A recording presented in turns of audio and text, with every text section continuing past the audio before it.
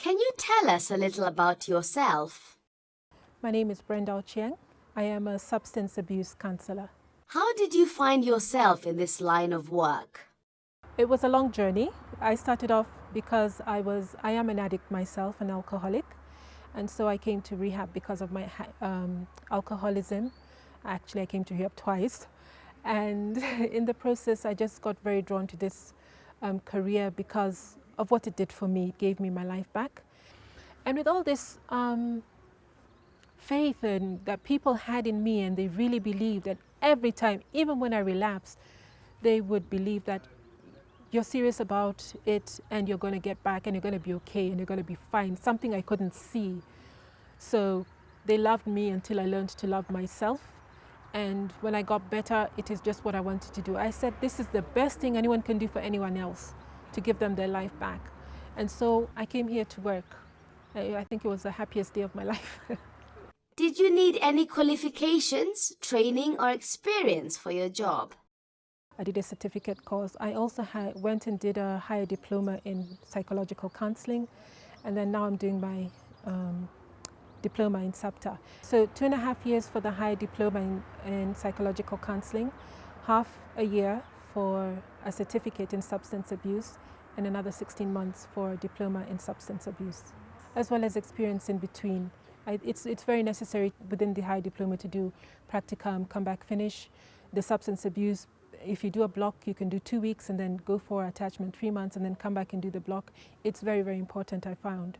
What is the best aspect of your job? They're not allowed to see the people for a month or call them.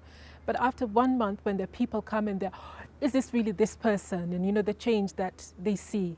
When I see that in their eyes, it just makes my day. It's worth waking up at 5 for. It just makes me feel like my job is so worthwhile. I'm making a difference in people's lives. What are the main challenges of your job? I think it's still the stigma that is there with mental health. The people would rather not take their people immediately to a psychiatrist. You know, you don't want people to think my son is in a psychiatrist, is going through therapy and all this kind of thing. Is in Upper Muthaiga, whereas that is where they should really be to get the help that they need before that they can even be treated for an addiction thing. In your opinion, what skills or characteristics does one need in this line of work? If you're the kind of person who's looking for money, this is not the place. You really put yourself out. I mean, give yourself out. You know, all of you. It's not something you can just do a mind job. The characteristics you need the patience of Job. You need to be a very compassionate person. You need to be a very congruent person, and you have to really, truly care about people and really love addicts. If you want to be an addiction counselor, then you have to have that love and empathy for addicts. Looking into the future, do you have an overall career goal? While I'm here, I want to do all I can do for Asumbi because of what it did for me. Literally gave me my life back twice. I would like to have halfway houses, many of them. What happens is that when people leave rehab, it's very hard to integrate into the real world. Yeah, and sometimes that is why they relapse. The relapse rate can be quite high, because you go back and there's nothing to do, there's no starting point, and then it's just easier to slip back into addiction.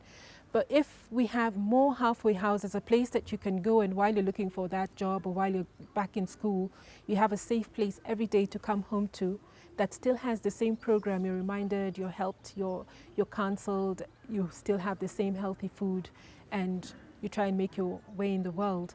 I would really like to have those, many of them in different, some of them in more informal settlements and more of outreach work, not to wait for people to get into addiction and come to rehab, but to go out more and tell people the snares, especially young people. These are the snares of drugs, of alcohol, of all these kind of things, so that you don't even get there in the first place. Those are my goals.